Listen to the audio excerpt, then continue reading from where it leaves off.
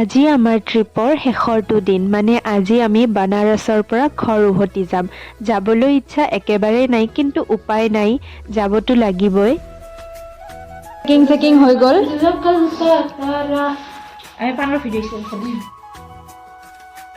Packing বিলাক হৈ গৈছে, এতিয়া আমি চেক আউট কৰিম।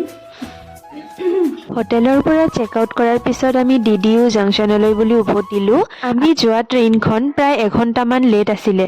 আমিও ভাবিলোঁ এঘণ্টামান ট্ৰেইন ষ্টেচনতে কটাব পাৰিম, কিন্তু ট্ৰেইনখন 5 ঘণ্টা লেট হৈছে, সেইবাবে ইয়াতে অনাই বনাই ফুৰি আছোঁ। এতিয়া ভাত খাব যাওঁ আৰু ইয়াতে বহুত ঠাণ্ডা, বহুত মানে এক্সট্ৰিম লেভেলৰ ঠাণ্ডা মানে বহুত বেছি, উশাহ ল'বই নোৱাৰি, ইমান ঠাণ্ডা, বহুত ঠাণ্ডা।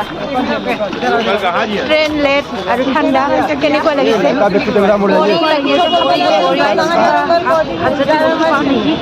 ভাত জাতীয় বস্তু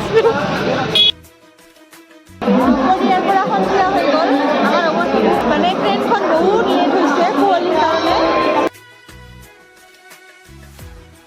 মই যিহেতু চাহ খাই ইমান ভাল নাপাওঁ, মই কফি লৈছোঁ আৰু বা এয়া চাহ ল'ল।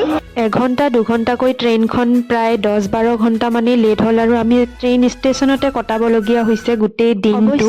সেইদিনা যথেষ্ট ঠাণ্ডা হোৱাৰ কাৰণে যথেষ্ট পৰিমাণে কুঁৱলী আছিল, যাৰ ফলতে এনেকুৱা হ'ল বাৰু। আৰু এনেকৈ আমাৰ ট্ৰেইনখন লেট হৈ হৈ আমি ৰাতি ট্ৰেইনত উঠিলোঁ। তাৰপিছত গোটেই দিন গোটেই ৰাতি যোৱাৰ পিছত আমি বঙাইগাঁৱত নুমিলোঁ।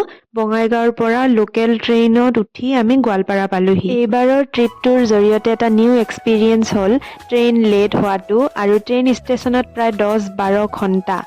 আচলতে বেয়া লগা নাই, কাৰণ লাইফত আমি সকলো বস্তু এক্সপিৰিয়েঞ্চ কৰিব লাগে আৰু সকলো সময়তে আমি আমাৰ নিজৰ কমফৰ্টনেছটো নাপাবও পাৰোঁ।